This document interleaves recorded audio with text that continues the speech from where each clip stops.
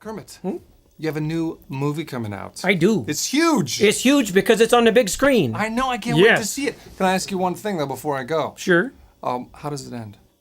How does it end? Yeah. You want me to tell you how it ends? Yeah. Well, I don't want to give the end away exactly, Stuart. But I will tell you that it is a Muppet movie. It's a Muppet movie. Chances are it's going to be happy. It's going to be happy. Yeah, You worked with Jason Segel this time I around. did. You know, Jason is a gigantic Muppet fan. I know. Literally, because he's like 6'2". So I heard also that he was very emotionally moved. Like, this was a big emotional heart space for him to work with you, right? Yeah. Well, he's been a big fan for a long time. And I can relate because I'm feeling some of that right now. Are you really? Yeah. I think you and I might even relate in a totally different way, though.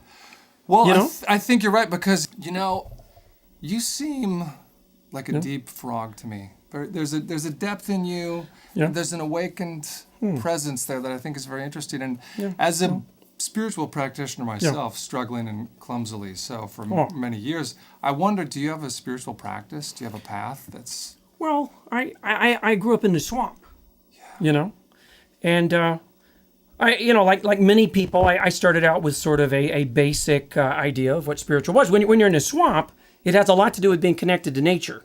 Yeah. But like most of us, you eventually sort of leave the swamp, you get out into the big world, and you get a whole different point of view. I love that Bayou nature mysticism. I would actually like to study a little bit of that as well. If you ever feel like sharing anything with me. Well, listen, it's easy. You just come down to the swamp. You find a nice quiet place, clear of all the alligators. You find a nice comfortable log. You get naked, like I always appear that way. I love to get naked. Yeah, get naked in the swamp, roll around in all the muck and the mire. Oh, you'd be surprised at what that'll do for your spirituality. This is my new path. I mean, that really actually sounds like it very much fits my personality. Well, it's also really good for your skin. What comes to mind for you when you think of sex, God, rock and roll? I just picked my 3 favorite things in life, right? And made the show. That's true. I mean, they all sort of tie together in many interesting ways. They do to me as well. What about you? I mean, being a frog, who plays to a family audience, I don't talk about sex a lot. Yeah.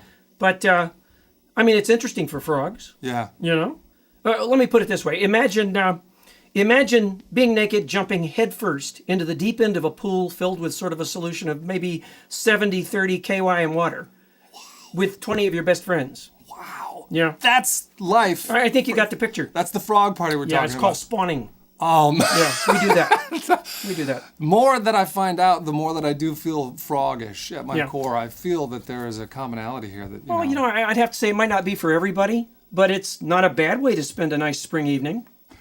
Hey, what are you doing afterward? Because would you want to go get a plate of flies or something together? I mean, I know this awesome lily pad down on Silver Lake Boulevard. Deep fried? Deep fried I am flies. with you, sir. I am with you. Is there any other kind? Let's do it. Hollywood's waiting for us. Let's go. Let's hit it. You want to see more? A lot more? Go to sexgodrockandroll.com. You can also follow us on Twitter